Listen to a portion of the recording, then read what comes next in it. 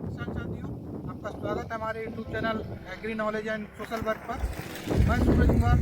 जैसा कि आप जानते हैं, मैं कृषि विभाग में कार्यरत हूँ प्रयागराज में। आज मैं आया हूँ एक ऐसे किसान भाई के खेत पे जिन्होंने ना जाने अनजाने में ऐसे ही जो पेस्टिसाइड जानते नहीं हैं दवाओं के बारे में और दुकान लेके बैठ जाते हैं, उन्होंने इन्हें ऐसी एक दवाई हर्बिसाइड पकड़ा दी जिनका खेत पर इतना बुरा इफेक्ट पड़ा है कि बेचारे परेशान हैं। कहाँ से दवाई लाए थे आप? अरे यही बेरावा रोड है जो प्रयागराज में। ये तो लोकल दुकान है जिन्हें नॉलेज नहीं होती है किसी भी पेस्टिसाइड या हर्बिसाइड, और दुकान पे जाते हैं किसान बेचारे अनजान, उनको दवाइयाँ पकड़ा देते हैं तो कि हाँ ये डाल दिया कि क्या इफेक्ट पड़ेगा, क्या किसके लिए दवाइयाँ हैं, कुछ जानते ना हुए भी डाल देते हैं बेचारे किसान। जैसे कि इन्होंने अभी हमें एक रैपर दिखाया है, ये सल्फ्यूरान मिथाइल 20% डब्लू बेटावेल पाउडर के रूप में है, ये डाला था। और एक दवाई बता रहे हैं कि उसका पैकेट नहीं मिला है, बोतल में थी। अब उसमें पता नहीं क्या ऐसा कंटेंट था कि इनकी पूरी फसल जो है एकदम बैठ गई है, दब गई है और पीली पड़ गई है, जिससे क्या है कि पूरा गेहूं एकदम अलग देखने लगा। देखिए आप इधर दिखाइए थोड़ा नीचे करके, पूरा गेहूं का खेत जो है पीला पड़ गया है। और अब जब हमें ये मिले थे तब अभी हम इनके पास आए तो ये डाल रहे थे मोनो जिंक, और ये एक दूसरी दुकान से दवाई लेके आए। अभी सल्फर है इसमें, कॉन्टैक्ट फंजीसाइड है, तो ये लेके आए हैं और ये यूरिया के साथ मिला के डाल रहे हैं।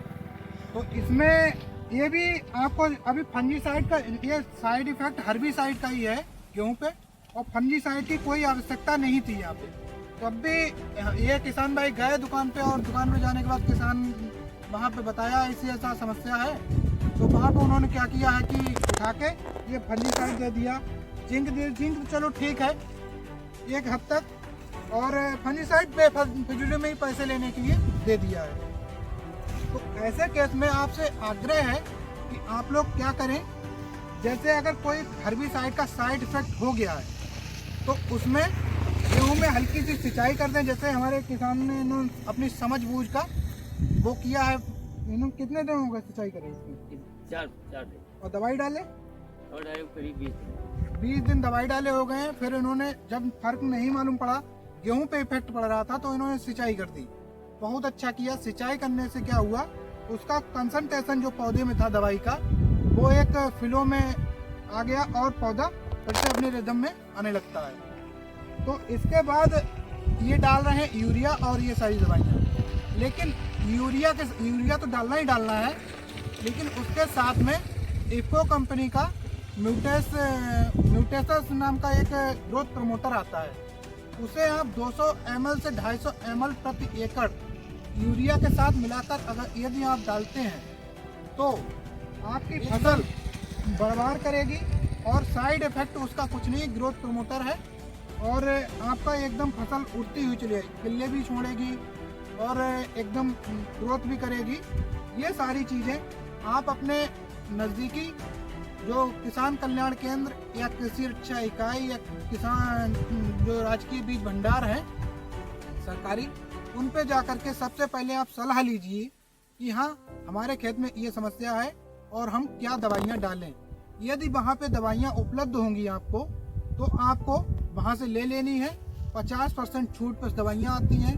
यदि वहाँ पे उपलब्ध नहीं होंगी तो आपको वहाँ से बता दिया जाए कि ये दवाई आप बाहर से ले लीजिए और डाल दीजिए।